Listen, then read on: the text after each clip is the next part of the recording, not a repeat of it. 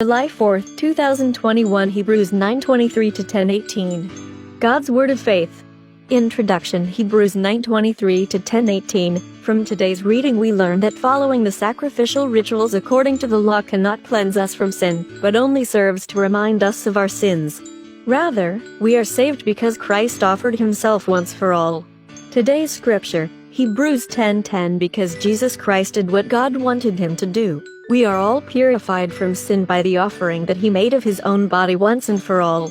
Today's reading, Christ's sacrifice takes away sins.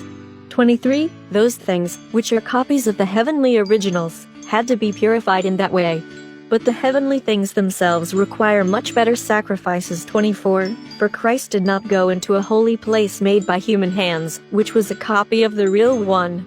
He went into heaven itself, where he now appears on our behalf in the presence of God. 25. The Jewish high priest goes into the most holy place every year with the blood of an animal.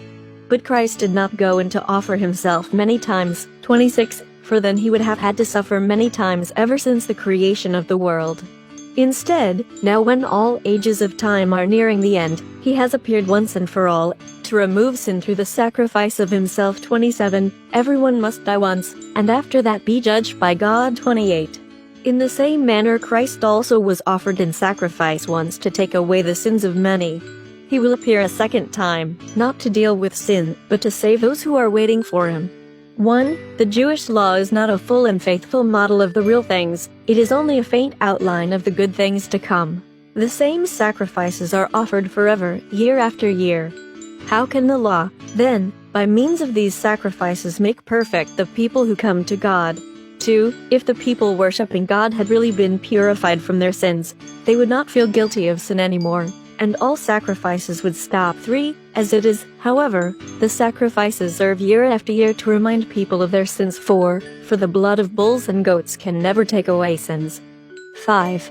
For this reason, when Christ was about to come into the world, he said to God, "You do not want sacrifices and offerings, but you have prepared a body for me." 6. You are not pleased with animals burned whole on the altar, or with sacrifices to take away sins. 7. Then I said, "Here I am, to do your will, O God, just as it is written of me in the book of the law."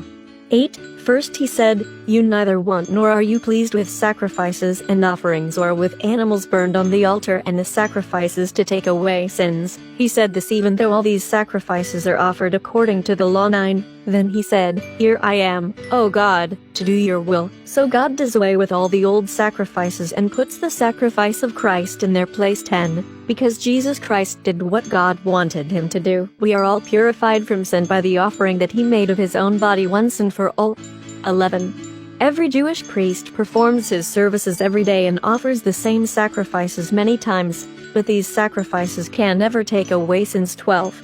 Christ, however, offered one sacrifice for sins, an offering that is effective forever, and then he sat down at the right side of God. 13. There he now waits until God puts his enemies as a footstool under his feet. 14. With one sacrifice, then, he has made perfect forever those who are purified from sin. 15. And the Holy Spirit also gives us his witness. First he says, 16. This is the covenant that I will make with them. In the days to come, says the Lord. I will put my laws in their hearts, and write them on their minds. 17. And then he says, I will not remember their sins and evil deeds any longer. 18. So when these have been forgiven, an offering to take away sins is no longer needed.